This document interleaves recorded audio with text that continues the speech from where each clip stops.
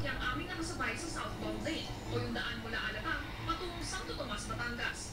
Ganito rin ang sitwasyon sa northbound lane na siya namang pa-Maynila. Ayon mismo sa pamunuan ng South Luzon Tollway, wala pa silang namamataang lugar ng pagsiskip o yung tinatawag na choke points.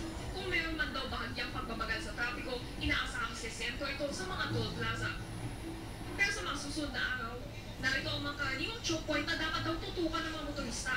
Sa southbound lane ang bahagi ng Carmona Bridge, ang Santa Rosa Interchange, Calamba Toll Plaza na pinakamalaking toll gate sa SLEX at ang San Juan Viaduct patungong Turbina. Sa northbound lane naman o yung patungong Maynila, karaniwang nagsisikip papasok ng Calamba, sa underpass ng Carmona Bridge at papasok ng Alabang Viaduct. Kaya naman ang ilang motorista di na nagbabaka sakali at uunahan na raw ang Holy Week rush. Siguro, agahan na lang namin yung pag-alis namin. Hindi na lang sasabay sa rush hour. Ganun na lang. Kayo siguro sa umaga or late.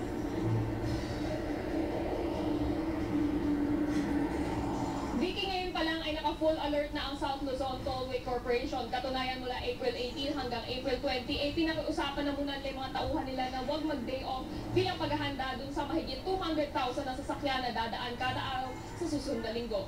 Live mula sa South Luzon Expressway, ako si Micaela Papa, ang inyong saksi. Sa mga daraan sa Skyway, maghanda na po kayo sa pagtaas ng singil doon pagkatapos ng Semana Santa. Pero operator ng Skyway, balak para humirit ang pangalawang bugso ng toll hike. Saksi si Julio Segovia.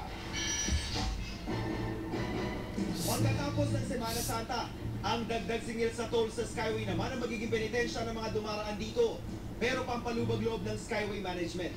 Imbes na sa Lunes pagkatapos ng Pasko ng Pagkabuhay, iuurong na lang daw sa Martes, April 26 ang pagpapatupad nito, nang di naman daw masakul ang bulto ng mga biyahero pabalik ng Metro Manila.